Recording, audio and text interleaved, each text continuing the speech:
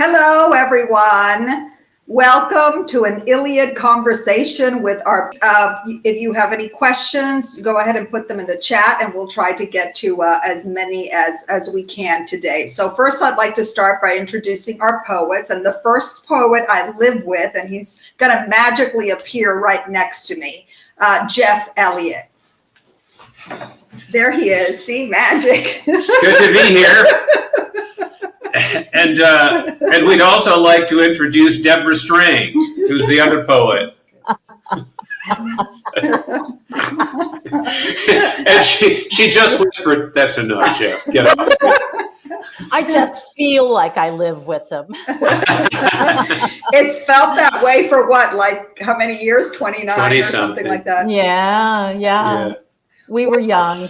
Well, welcome, you two amazingly terrific poets. Why don't we just start the conversation by having the two of you talk a little bit about preparing for a role like this. The line load is monumental. It's organized in 7 chapters and runs about an hour and 40 minutes. So that's a lot of words. So how do you prepare for something like this, and how is it different from other roles that you may have played? D. Strang? Well, I approached it with great fear and trembling. When you first told me a little over a year ago that we would be doing this play, my first thought was excitement, and then I read it and began to really question how I could get out of it, because I mean, this is my usual approach to any role, but for this one in particular. So when COVID shut everything down, my first feeling was relief, and then we decided we would film it, and so I got to be afraid again. You know, I lived with it for 8 months, and it was extremely challenging. And I tried to work on it every single day. The first chapter took at least the first 2 months of my endeavors. It just seemed to be really challenging. And I don't normally worry about learning lines for anything. I assume that I will learn them, that they will come. But this one was particularly challenging. But once, and you said this would happen, once I got through that first chapter, it started to fall into place. It does have patterns to it. It has, it is very poetic in and of itself. And in a way, some of what had originally looked like the most challenging pieces of it became the easiest to get into my brain and body. The most challenging pieces were the more improvisational pieces. The poet, I mean, I can't swear to this because I don't know how they developed it, but I'm thinking the way the two playwrights developed it was through a little bit of improvisation, of trying to remember what it was they wanted to say. They maybe taped that and then put it down on paper. So the poet frequently stutters through a lot of the lines, or jumps from one thing to the next, or goes, oh yes, and it's really important to get it the way it's written down on the page. It flows more easily that way, but to memorize it was extremely challenging. Jeff, how about you? You got about the same amount of time on it to memorize, but what was your experience like? Well, much the same as yours, really. I had never done a one-person show before. Have you? Nothing of this length. Okay. Well, I had never done it, and I was terrified of it. It drove me to begin trying to get off book as quickly as possible. So I began working on it last March, and I would methodically work on a page or two a day. And in the beginning, I was a little bit more relaxed about it. Every couple of days I would work on it, etc. But But once I got about halfway through, I realized that it was doable. And as you say, the most difficult stuff is not the verse from Homer's The Iliad. The most difficult stuff is the poet, because as you say, I believe that was certainly intentional. They wanted the poet to seem human and really in some ways inarticulate, constantly repeating words, or as you say, that I like this or those things. And it's easy to slough those things off and think that we can fill that with our own words, when in actual fact, even the poet stuff that is the poet and not stuff from the Iliad is very well crafted. There is nothing repetitious about it at all. It is incredibly well put together. And it took me a bit to understand that. And again, that's why it made it so difficult. Go ahead, Julia. Well, we have the first question, and it really relates to memorization. And Trish would like to know, the 5-minute recitation of all the wars was wow. How did you memorize that? Yeah. Well, just like the rest of it, once I got there, I didn't personally jump ahead and try. Sometimes if there's a piece of, I try to be off book before first rehearsals. The last few years, that's what I've done. And I found that it's very helpful to me. But sometimes I'll jump ahead in the script when there's a part that I know is especially difficult. I didn't do that with this. I waited until I got there.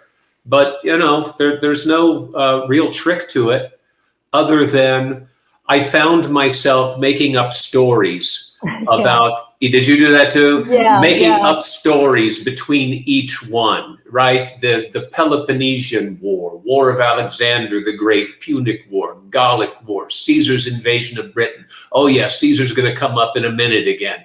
And stories that I would make up about personal things of people that I knew to try to help me remember what was coming. And I would just do a few to 5 a day and then go back and keep working. Other than that, I'm not sure there's any brain surgery to it. Deborah? I would agree with that. Making up the stories, sometimes it was the letter of one would take me to the letter in the next one. Right. But that's a risky, because a lot of things start with a C, and it was a day-to-day process. There was a lot of profanity that was spouted in rehearsal. Yes, there was. It was very challenging. And if anybody moved out in the house while you were trying to go through it, and you're talking about cameras that are doing this all the time, right?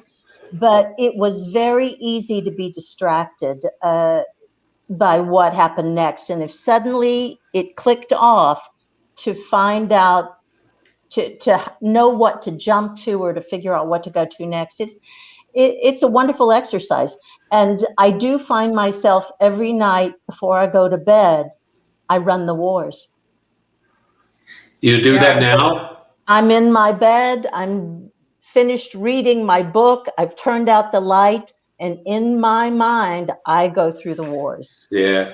I found that whole section with the wars as a director was a moment that I would never interrupt either one of them, because I think you had to get through it regardless. And if you had any thoughts about any moments in it, I would never stop them in the middle of it, because once you got on that horse, you really had to keep going. Yeah. I keep thinking that those wars will be like, there's that Judi Dench story where she had a lot of difficulty remembering a passage. I think it was from The Importance of Being Earnest. And to this day, she knows it word perfect because she so struggled with it. Yeah. So it might be one of those things that the two of you are always reciting the wars. I think so. So you guys go through this rehearsal process, and you're memorizing really in your own little bubble before you get to the theater. And then, we've been away from the stage for a year and something, and we're back in rehearsal. So will you guys talk about that feeling of being back in the room again and rehearsing this beautiful play? Well, Julia and I cheated in that we started rehearsing. If anybody from Actors Equity is listening, don't listen. But Julia and I began casually working on the play. Probably we began in October, maybe October, and just casually going through it and flopping around, because what we wanted to do, we couldn't, Deborah was not able to join us until 3 weeks before we filmed. And it was important that we tried to get a very solid basis for this thing in terms of movement. So when Deborah did come in, the two of us could kind of meld, at least in the actual patterns of movement, which also helps in terms of learning the words. So for that reason, and because, again, I was petrified, we began working early on it. Deborah, you tell us about what it was like for you. You know, even though you were off book when you came in, to know you only had 3 weeks. And on top of that, all the COVID protocols that you were both dealing with. Oh, God, yeah. Oh, yeah. Yeah. We were tested 3 times a week to make sure it was safe to be there. We were always masked unless we were on stage and performing. But through the rehearsals and the blocking and the coming in and the taking notes, everybody wore masks. It was beautifully executed, actually, and everybody was very safe. And my first feeling coming into the theater was just, thank God I'm here and I'm back and in this sacred space. And then I was very grateful that the two of you had gotten together to work through things, because you gave me the blueprint. I was able to actually watch and see how it all fit together, and it was like a little gift to being able to develop what I was doing as well, and seeing and feeling how it all fit together and getting it in my body.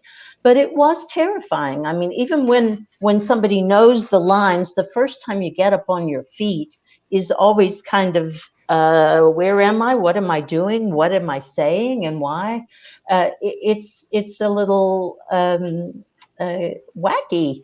So it was terrifying, but I felt like I was in good hands and in a good space and with great material and with an acting partner who I could sit back and watch Jeff's work and visualize how it all fit together. So it was a very interesting process, and not like anything I've ever done before.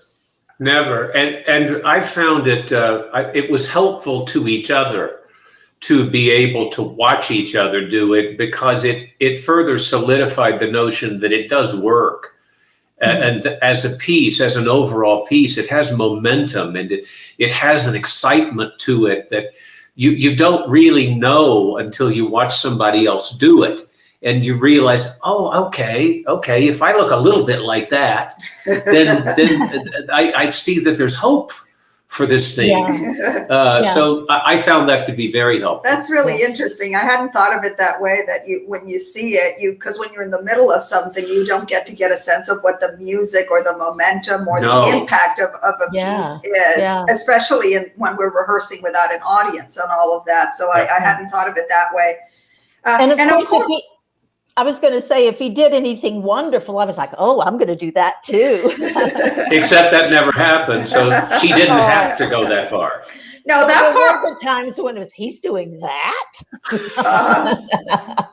I thought that part of it is wonderful, because there's no ego there. You guys, if something was working, you guys would ask each other, what are you thinking about in this moment? And, how are you transitioning from this to that? And it was really a beautiful shared experience. Yeah. There's also talk a little bit about, there's this form. So when you come into it, there's a shape to the piece that you get plugged into, but part of the objective was to have each of you make it your own. So what does that look like for you guys? Because you may have the same movement, but the way that movement ultimately is articulated is sometimes dramatically different, and sometimes it's just a subtle difference. Yeah. Go ahead, Well, Jeff. because I was there much earlier, I really only had myself to work with in terms of working with myself and with Julia, who I trust implicitly, every possible MX. And so I knew that I was in good hands. But it was, as I said before, very helpful to have a partner and watch what the partner is doing. But I think it might have been a different process for you, Deborah. It was. I mean, I had those 7 months that I had been trying to memorize it without you, and so some things just I had already developed some of my own patterns with things, some of which stayed with me once we all came together, and some of which changed a little bit with the movement. But I think a lot of the difference comes just because we're two very different people. I mean, there's the masculine and the feminine, and the ways each of us translate those things just naturally, the different way we speak. I think some people have said, watching it, they see a maternal side of the character with me and a more warrior side with you, but sometimes that crosses over totally for each of us. And it's very interesting. I was concerned about trying to make it my own, and I never had any need to really be concerned, because it just naturally, I think we naturally are our own person. The stage directions, they're very pointed about assuring possible producers and actors that anybody can play these roles, that it can be a young woman, it can be an older man, it can be anybody doing it, as long as you have the ability to be able to memorize it. And I know that to be absolutely true, but I do have to say that I am grateful that I have some life experience, and that you do, in terms of tackling something like this, because for me personally, I don't know that in my 20s I would have had the ability, or 30s or even 40s, would have had the ability to really channel into all of the things that are going on with all of those people. I'm sure people do it successfully, but I'm grateful to be at this point in my life if I'm going to do something like that.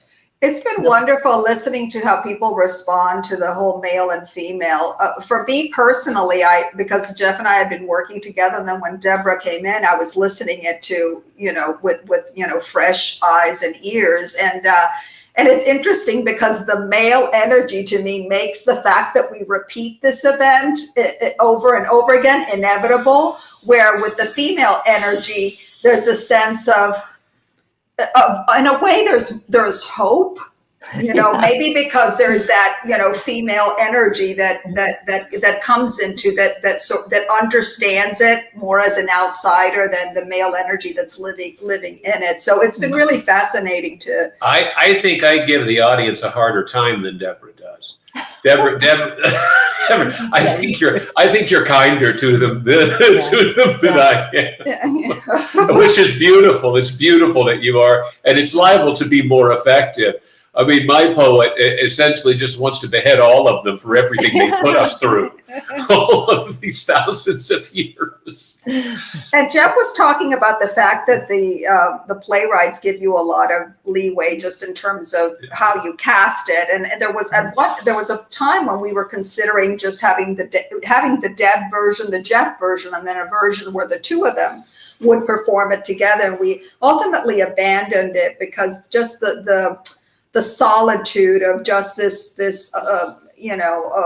solo storyteller. There's so much power to that, and the fact that the only other character is the muse that he calls on to help him through the journey. We felt like something would be lost if it hadn't been two poets coming in to tell the story. So, but it's also the sheer feat of doing it. Yeah, one person doing it. There is something that you can't help but kind of go, whoa. Whereas, with two of us, we would be able to, it's not as, to be extraordinary. Yeah. Talk a little bit about the Muse. The Muse is an essential partner in all of this. Not only does she provide, beautiful music throughout the production, but it really is a real conversation that is happening between these two individuals in real time. Will you both talk a little bit about that? Sure, Deborah, go ahead. Karen Hall is magic. She's Yeah. really terrific, and the Muse in the play, and in poetry and in mythology, the Muse is who inspires, who paints the picture, prods and questions and provokes the poet all the way through. And once again, Deborah, because it's the kind of person I am, I resisted it because I'm coming in, I'm trying to remember my lines, and there's this music coming at me. It's like, shut up over there. I'm trying to work here. Quieter. They were very grumpy between the F-bombs during the war list and wanting the Muse to go away. Yeah. No, I did never say that to her, did I? No. I tried to be. I acted gracious, I think, but now she knows. I've told her now.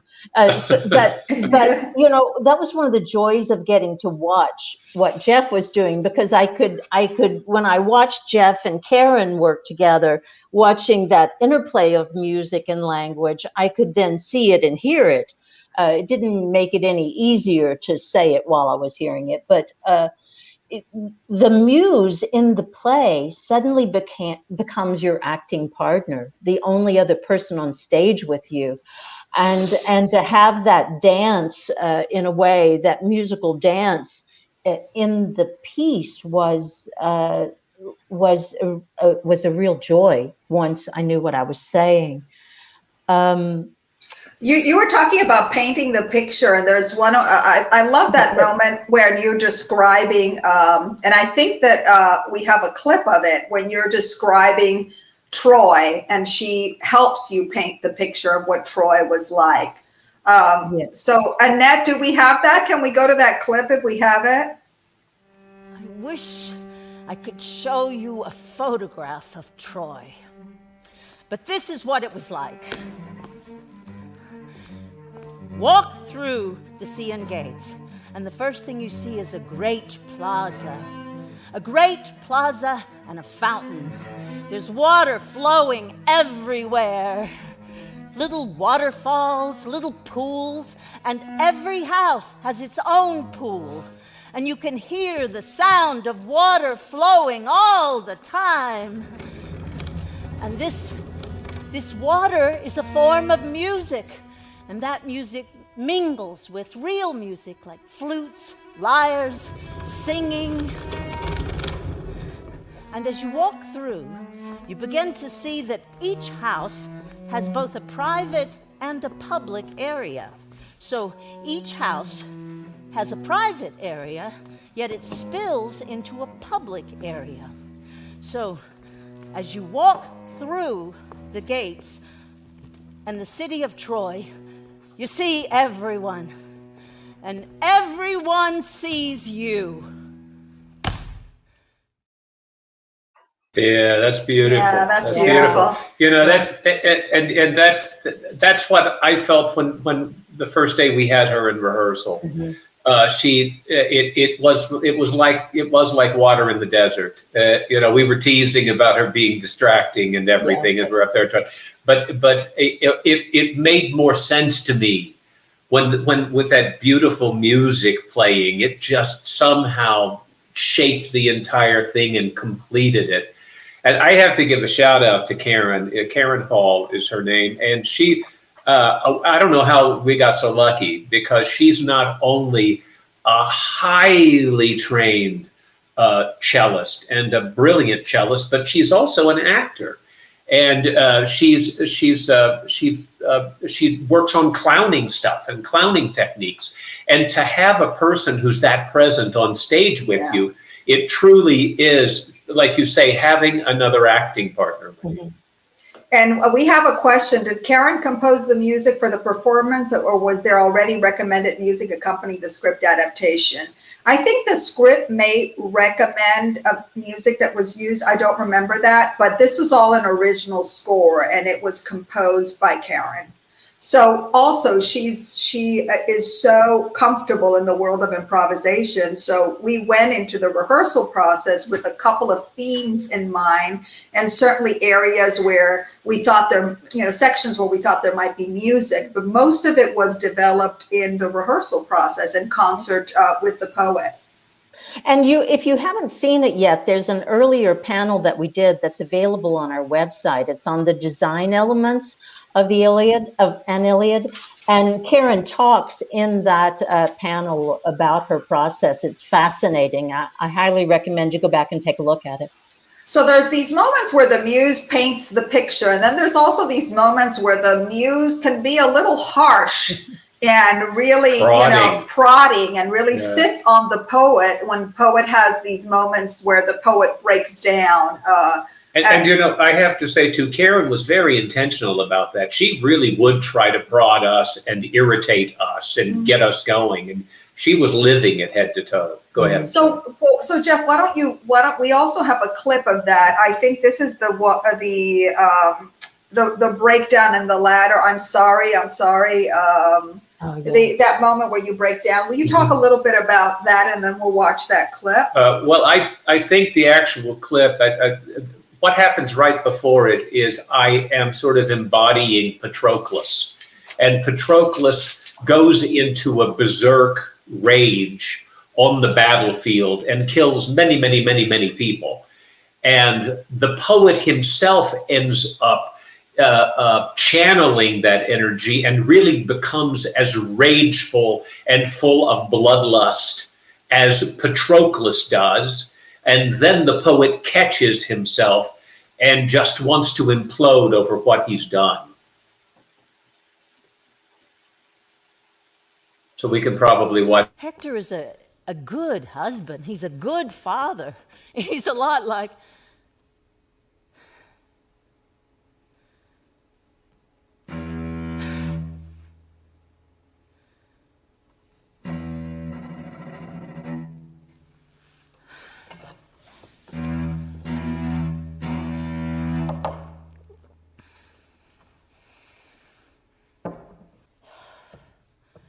One terrible day, the Trojans are struggling. And you can see we are so good together that I actually began to look like That was another clip of that same sort of prodding action from the poet. But let's take a look at now the one with Jeff. Oh God, I'm sorry. I'm sorry. That's not. Sometimes it just.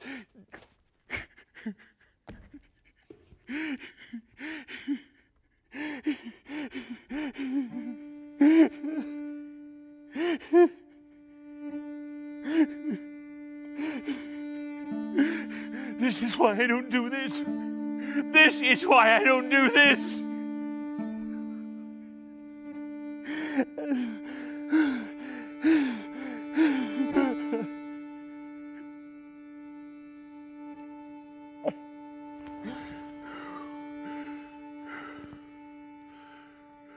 And so, Patroclus, crowded corpse on the earth that rears us all.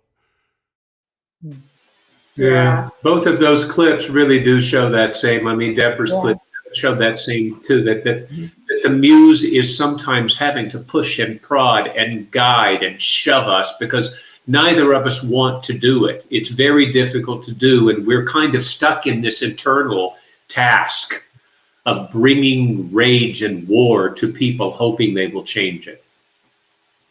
One of the elements that I love about the piece that I think Lisa Peterson and Dennis O'Hare are, just really construct beautifully is that whole sense that the audience is really being put on trial and that the audience is complicit.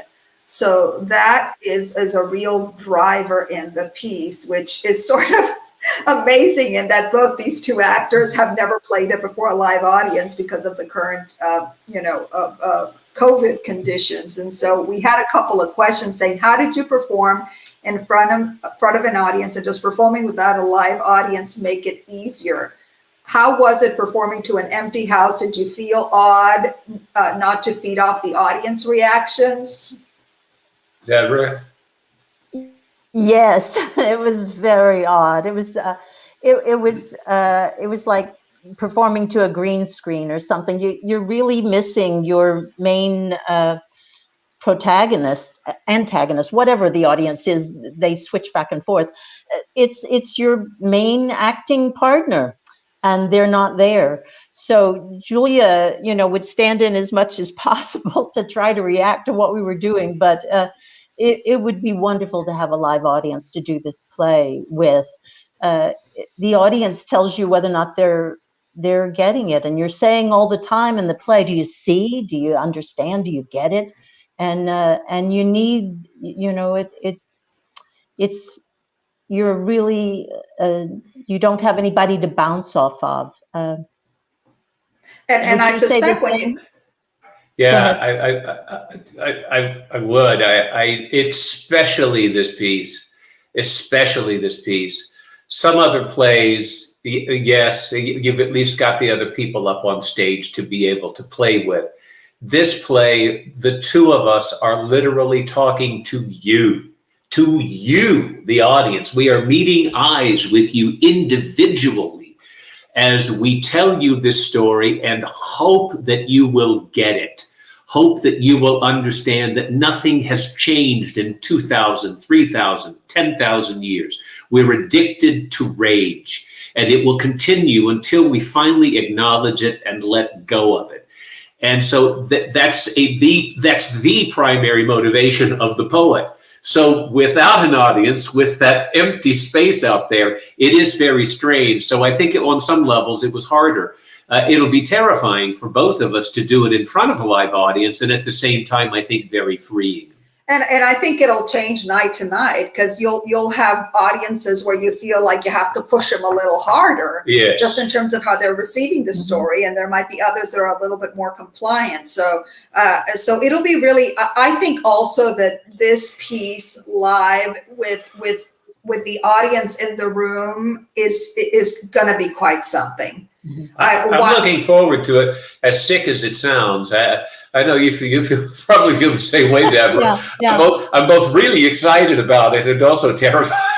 Yeah. And as a director, there's also one of the things that an audience gives you is information that then you take back into the rehearsal room. You generally, when we do previews, that's what that's all about, is you're gathering information from the audience and making changes and adjustments to the play. And so in this case, you really don't have the benefit of that. So you're really going on your instinct and the fact that, these are two incredibly gifted, experienced actors that, know their way around just about any text. And so you're really going with that. So we're throwing everything we have at the prop master and also at the costume, the costume manager, looking and at least looking interesting. What were you going to say, Deborah? Yeah, well, I was going to say that, without an audience, we were filming it and everything, but there was no way to really know. I mean, I got to see you do it and it worked, but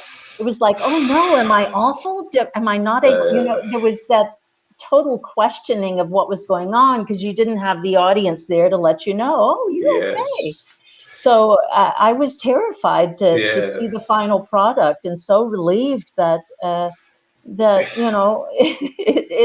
they managed to pull it together. The whole team, the editors, Julia, the filmmakers, and the work was there. The lighting. So before we talk a little bit about filming, before we leave sort of the subject of the audience being on trial, we have a clip or two that are really, I think, are great examples of that. I think the first one is with Jeff, the "I don't want to talk about it" moment. You want to set that up? Yeah, This is the very end of the play. The play is cut up into 7 chapters, and when the poet finally gets to the Trojan War, the actual Trojan War itself, he and she just cannot go on. They just can't tell any more of these stories of horror and murder and rape and everything else that happens with the Trojan War. And so they essentially, by the end of this play, they kind of refuse. They say, I'm not going to do it. You know what this looks like. So let's watch that. Imagine it for yourself. The destruction of a city, a civilization. You know what that looks like. Like Alexandria. All that history lost. Like Constantinople, burning for weeks. Like the Aztec temples razed. Like Dresden, Hiroshima. Like Sarajevo. Like Kabul. Like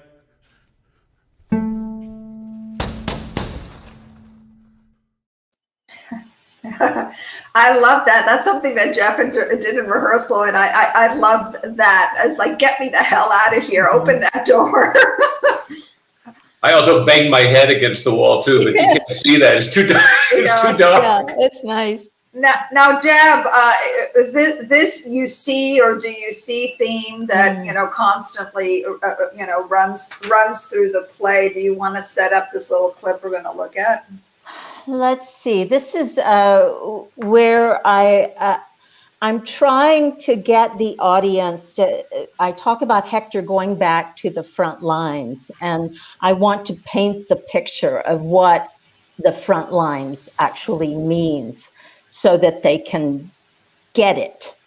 And this is the clip. You ever seen a front line? Let's take. I want to show you what that bloody field looked like. What Hector went back to just now, with all those other boys scattered about. I have a picture here somewhere. It's of another war, but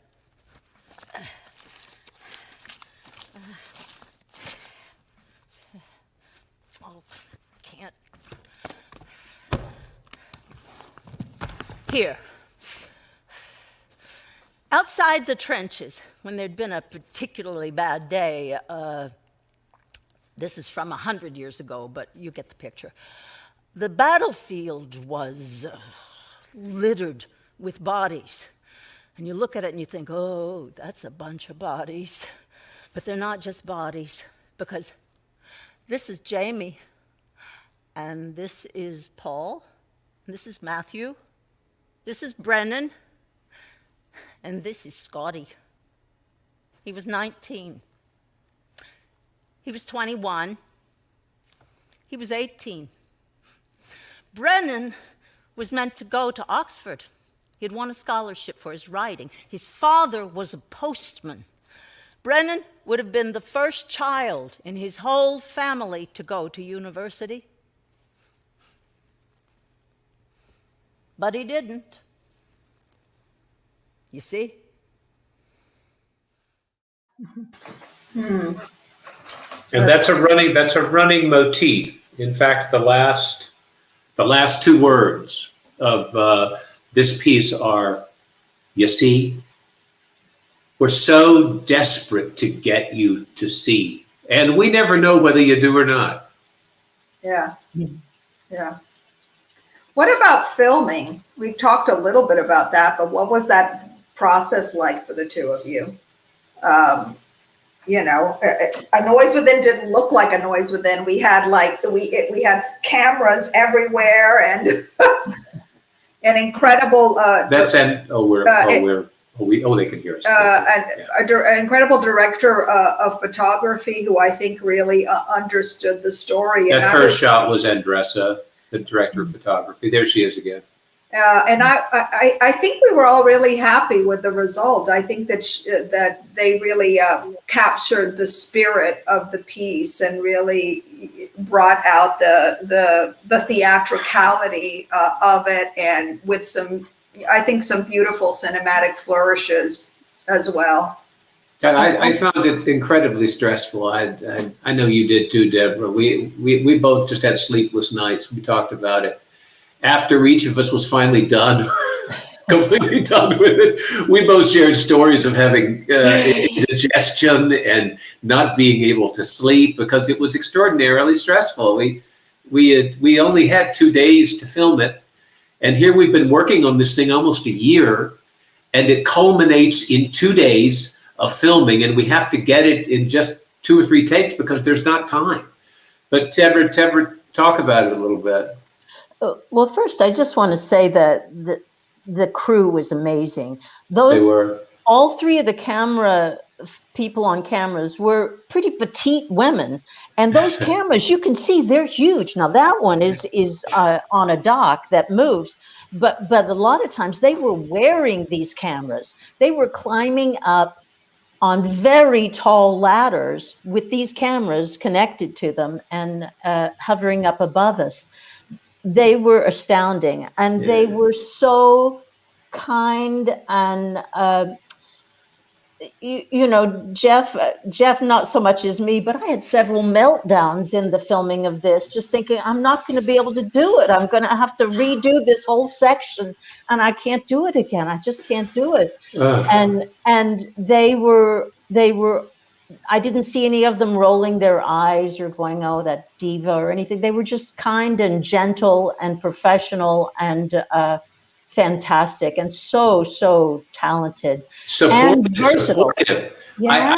I mean, I wasn't expecting camera people to come up and compliment us, but they actually did. They said, "That's really great work," which was meant a lot to me because I'm just not expecting it from people dealing with the technical stuff. Yeah.